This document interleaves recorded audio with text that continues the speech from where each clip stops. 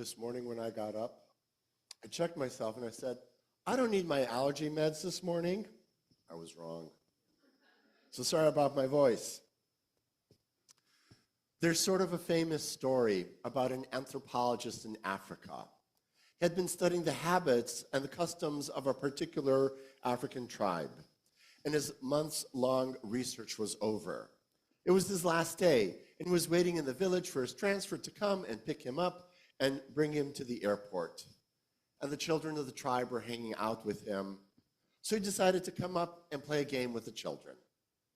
He still had some chocolate and candy left over, so he put all of those together into a basket. And he put the basket in the center of all the children. And he asked the children to gather around the basket. And when he said go, he told the children, go, run for the basket. And the one who gets the basket will win all the candy. And then he said, get set, ready, go. And you know what the children did?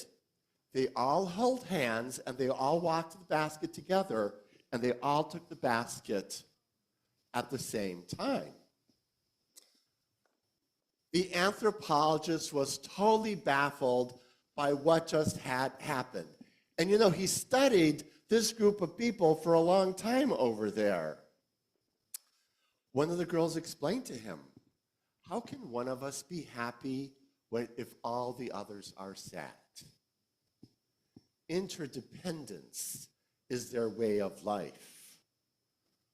The word Ubuntu comes from the Bantu culture of Central Africa.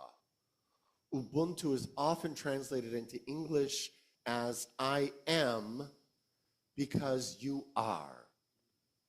Ubuntu sees people as interconnected threads in a web, like the spider web, the hula hoop web that we saw earlier today. Ubuntu is about a community of individuals living and working together. The renowned South African scholar and Africa-centered psychologist, let me get the name right, Nula Mikeze, explains Ubuntu as, and I quote, the human being in African thought defines the self with respect to the quality of their relationships in a community of similarly constituted people. In other words, we are like branches on a tree. Together, we're all connected, we're all thriving, we're all living, we're all feeding, we're all helping each other. It is a holistic approach to life. And a lonely, broken branch falls to the forest and withers. So too with human life. What Mr. Mikeze is explaining, he's describing something akin to what we are calling interdependence.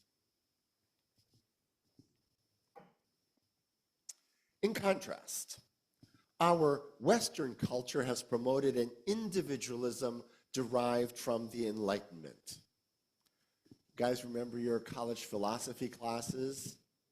René Descartes described our way of life as cogito ergo sum, which is Latin for I think, therefore I am.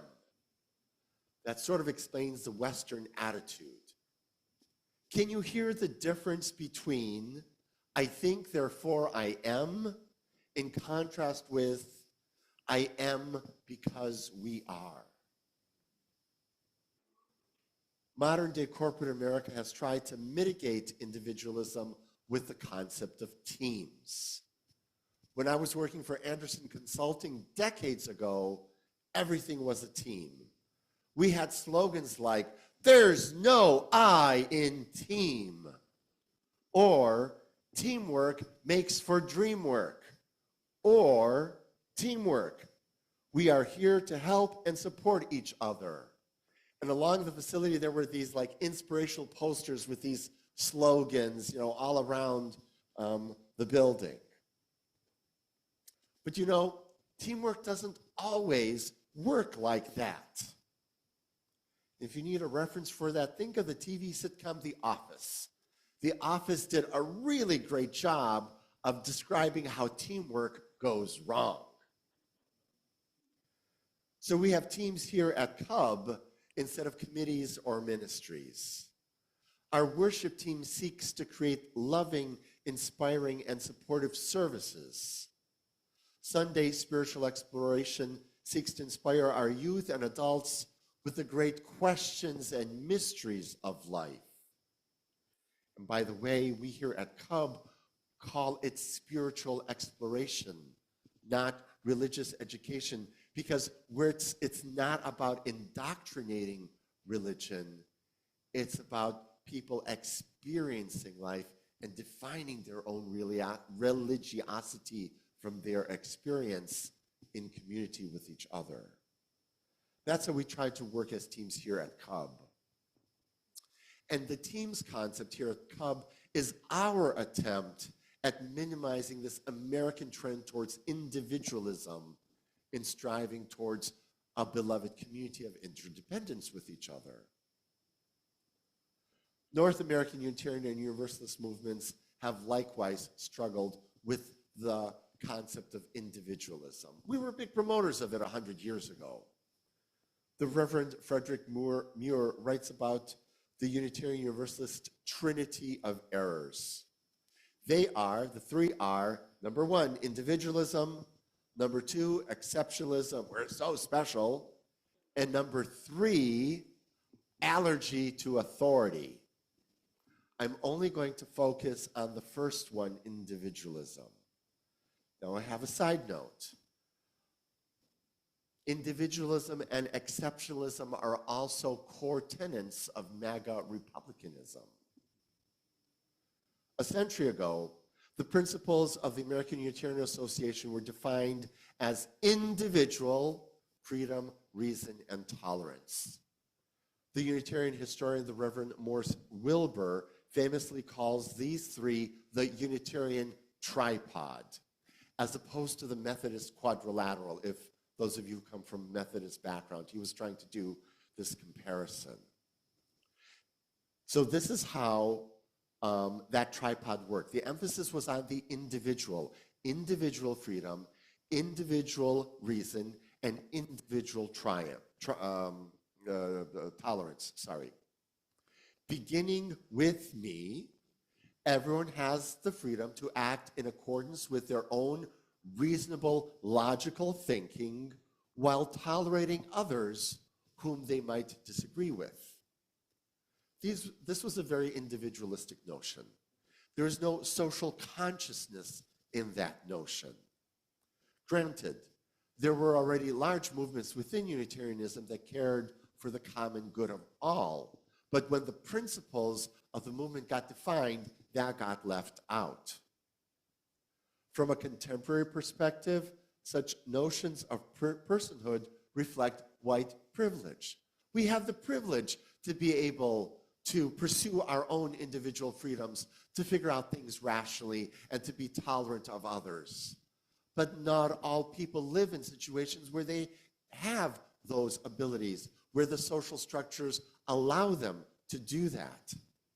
There's things in place in our societies that interfere with people actualizing their life goals and their life dreams. So Reverend Muir, this is already several decades ago, suggests replacing the concept of individualism with individuality. And he writes, individuality celebrates the very real differences between people without denying our fundamental interdependence, while individualism understands a person as a separate, dependent to no one. Individuality recognizes that each of us, varied as we are, exist within a context of mutuality, shared fate, and collective responsibility. End quote. I think he's defining what we would now call interdependence. In 2019, the theme of the Unitarian Universalist Association's General Assembly was the power of we. Our religious movement intentionally turned from individualism to greater shared belonging to one another, to our communities, and to a larger vision. In other words, interdependence. The Unitarian Universalist Association now emphasizes interdependence over individualism. We live in a global village. We hear news from around the world. We buy products from around the world. Soon to change, apparently.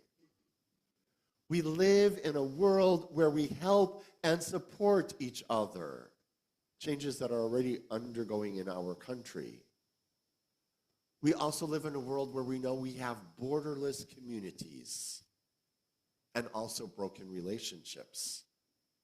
And we seek to heal the brokenness of the world. We seek the Jewish concept of tikkun olam, which means repairing of the world, repairing the breach. In interdependence, we grab each other's hands, we reach out for each other's hands, and we move towards that basket, towards that center, towards that goal as a group where everyone can share the happiness, the joy, the freedom, the expression that everyone is welcome to. And we do this together.